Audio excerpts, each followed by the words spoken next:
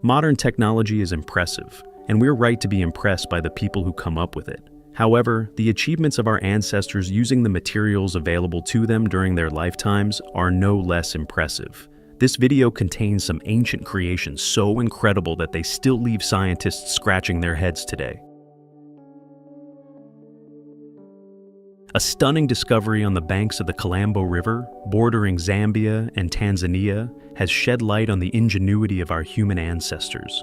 Researchers unearthed what's believed to be the world's oldest known wooden structure, dating back nearly 500,000 years, predating the rise of modern humans. This simple yet ingenious construction, crafted by shaping two logs with sharp stone tools, might have been part of a walkway or platform used by Homo heidelbergensis, a predecessor of modern humans. The logs, one a type of bush willow, show clear signs of being cut, chopped, and scraped with stone tools, indicating a high level of skill and planning. The discovery, led by Professor Larry Barham of the University of Liverpool, was dated by scientists at the University of Aberystwyth to at least 476,000 years old. This predates Homo sapiens, who emerged about 300,000 years ago. The structure's design suggests it could have been used for various purposes, such as storing items, keeping firewood or food dry, or even as a shelter. The site at Kalambo Falls, discovered during a 2019 expedition, also yielded other wooden items like a digging stick and a possible work surface, all preserved by waterlogged sediments. Archaeologists in Azanoy, an ancient city in western Turkey, have made a great discovery that takes us back over 2,000 years to the Roman era. They found remnants of cosmetic products, including jewelry and makeup materials used by Roman women. The excavation, led by Gökhan Kösken from Dumlupinar University, focused on the Agora, the marketplace east of the city's Temple of Zeus. Here, they found 2,000-year-old shops and various inscriptions that offer insights into the city's commercial and social structure. Kösken's team discovered perfume bottles, jewelry items, and makeup materials, including hairpins and necklaces. Among the most intriguing finds were makeup pigments similar to modern blush and eyeshadow, albeit in fragments as small as 0.04 inches. These pigments, predominantly red and pink, were found in 10 different hues. In the Roman Empire, makeup materials like blush and eyeshadow were often placed inside oyster shells for use. The site of Azanoy, 35 miles from the Kütahya city center, flourished in the 2nd and 3rd centuries, and was an important religious center in the Byzantine era. This discovery adds a new layer, a makeup layer if you like, to our understanding of Roman life and culture, particularly the beauty practices of Roman women. 24 miles east of Mysore in Karnataka, India, lies the Keshava Temple of Somanathapura, a stunning example of Hoysala architecture. Built in 1258, this temple, although not as large or well-known as the Belur Halabidu temples, boasts an equally impressive design and craftsmanship. Dedicated to Keshava, a form of Krishna, the temple features 3 sanctums, each housing a beautiful Krishna sculpture and topped with an ornate shakara. The temple's history is rich, with its construction initiated by Somanatha, a military leader under King Narasimha III. The temple took an estimated 68 years to complete and suffered significant damage during Malik Kafur's invasion in 1311. After this, it underwent extensive renovations in the 15th century and again in the 20th century. The temple's architecture is a harmonious blend of southern Dravida and northern Nagara styles, known as the Visara style. The interior is equally impressive, with the Mantapa or domed hall following the Navaranga design, a 3x3 grid of 9 rectangular sections. The temple's exterior is a visual feast, adorned with a repertoire of stunning artwork and sculptural reliefs, including depictions of Vishnu in various forms and the 10 avatars. The temple, now maintained by the Archaeological Survey of India, stands as a testament to the artistic and cultural heritage of the Hoysala era.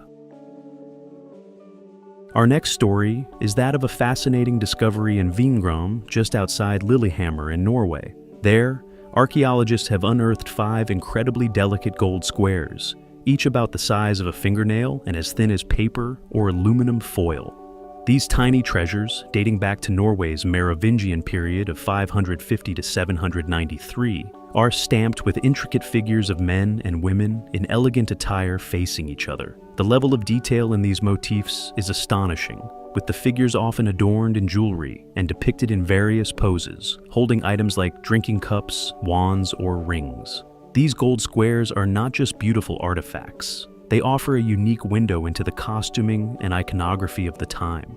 The gold squares are believed to have had a mythical or ritual significance. Some interpretations suggest they represent the hierogamy myth, the sacred marriage between the god Frey and the Jotun daughter, Gerud.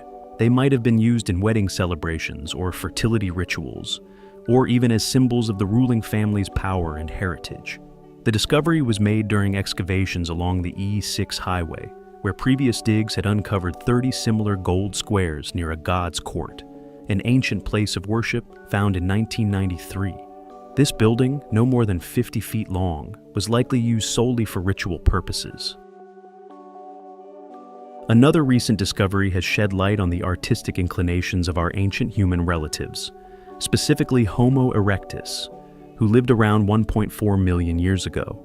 Excavations in northern Israel have unearthed nearly 600 stone balls, each about the size of a plum, alongside more typical stone tools like hand axes. These stone spheres, or spheroids, have puzzled archaeologists for years. Some thought they were merely byproducts of other tool-making processes, but new research suggests otherwise. Using advanced 3D analysis software, scientists from the Hebrew University of Jerusalem have meticulously examined these spheroids. Their findings indicate intentional craftsmanship. The spheroids have a large primary surface surrounded by smaller worked planes, hinting at a deliberate process of first removing a large flake of stone and then refining the edges. This method contrasts with natural processes, like river erosion, which produce smoother textures but not perfect spheres. The rough surfaces and near-perfect spherical shapes of these stones suggest they were handcrafted. Lead archaeologist Antoine Muller posits that these ancient toolmakers had the ability to conceptualize a sphere and skillfully shape stones to match this vision, demonstrating remarkable planning, dexterity, and skill. This discovery, alongside elegantly constructed stone hand axes from the same period, suggests an early appreciation for symmetry and beauty. Archaeologists from the German mining museum Bochum have made a remarkable discovery in an ancient rock salt mine near Salzburg, Austria. They unearthed a child's leather shoe that's over 2,000 years old, dating back to around the 2nd century BCE. This shoe isn't just any old find, it's in stunning condition, complete with parts of the flax laces and showing how it was originally tied. The shoe, about 7.5 inches long, would fit a 7-year-old today. It's a poignant reminder that children once worked in these mines. The Dernberg mine, where the shoe was found, has been a site of archaeological interest since 2001. Researchers are keen to learn more about the life and work of Iron Age miners there.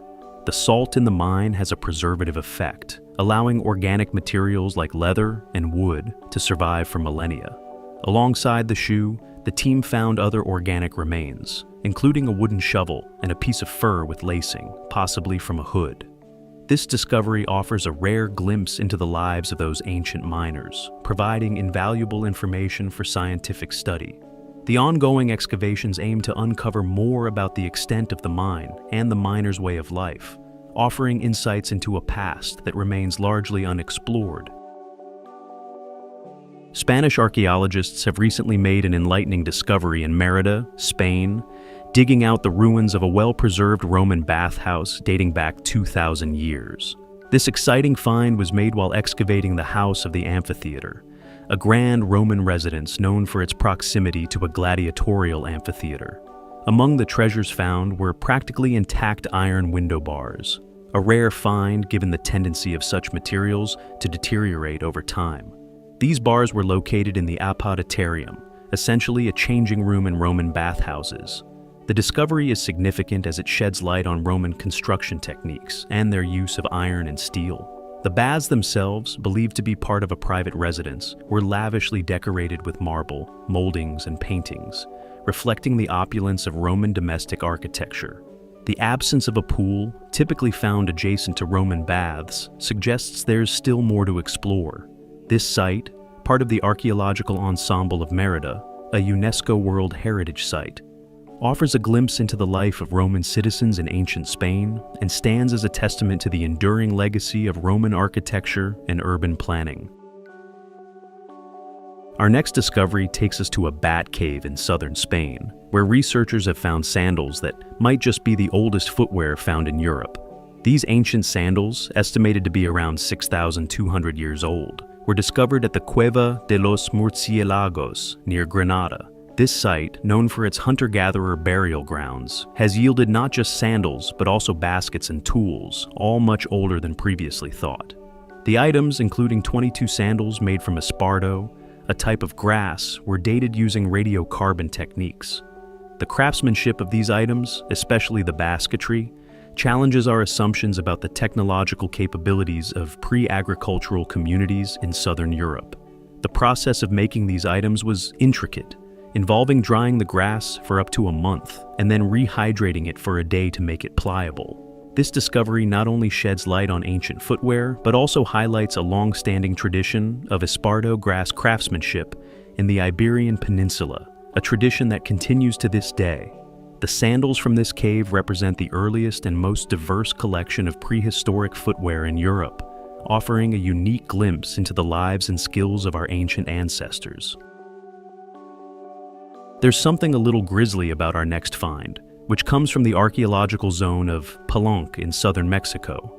It's a Maya nose ornament crafted from human bone.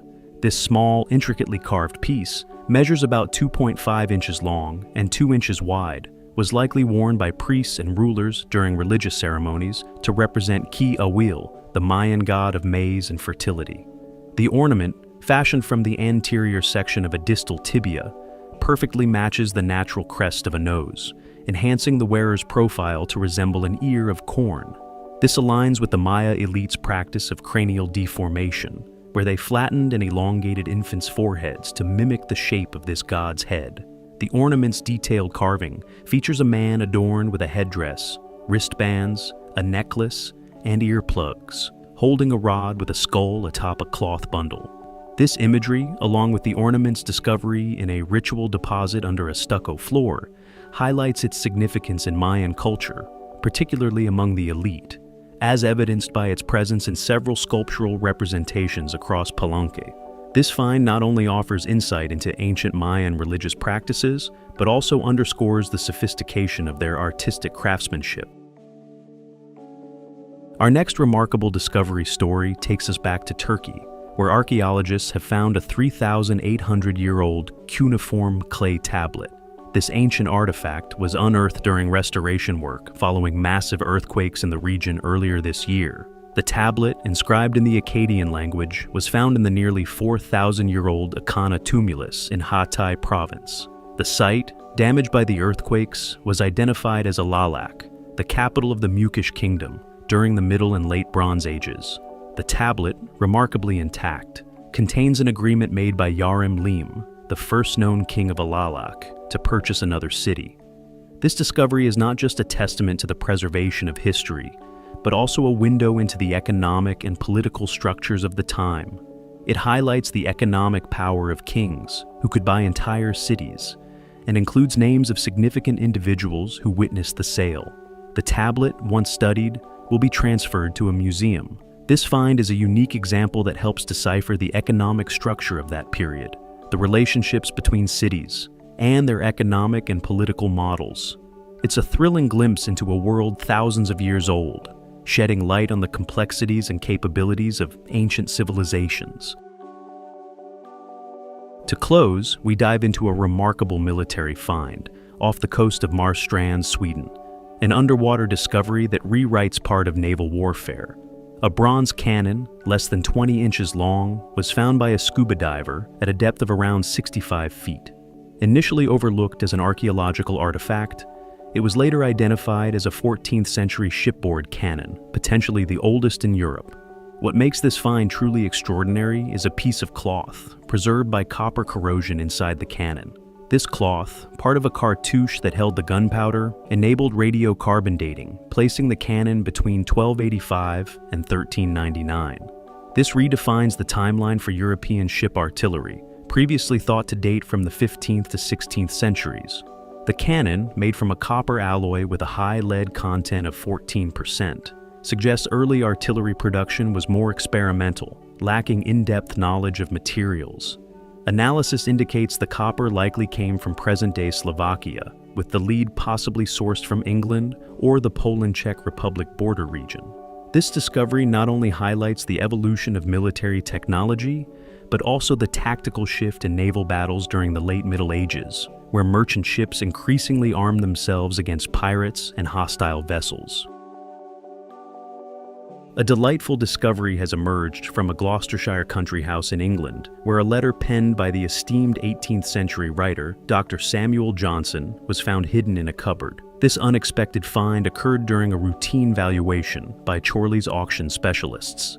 Dr. Johnson, born in 1709 and passing in 1784, is celebrated for creating the Dictionary of the English Language, a monumental work in the history of English literature. The letter, which is expected to fetch between £8,000 and £12,000 at an upcoming auction, is not the only treasure unearthed. A letter from the famous 18th century actress Sarah Siddons was also discovered. The current owner of the house was reportedly unaware of the letter's historical significance. Dr. Johnson, a native of Lichfield, Staffordshire, was a revered figure in his time, known as a brilliant essayist, literary critic, editor, poet, playwright, biographer, and lexicographer. The Oxford Dictionary of National Biography hails him as, arguably, the most distinguished man of letters in English history. The letters, which are of considerable length, reveal a deep affection between Dr. Johnson and Sophia Thrale, the daughter of British author and arts patron Hester Lynch Thrale. Subscribe now and turn on the bell so you don't miss a thing. Fascinating discoveries await you in every video. Thanks for your support. See you soon.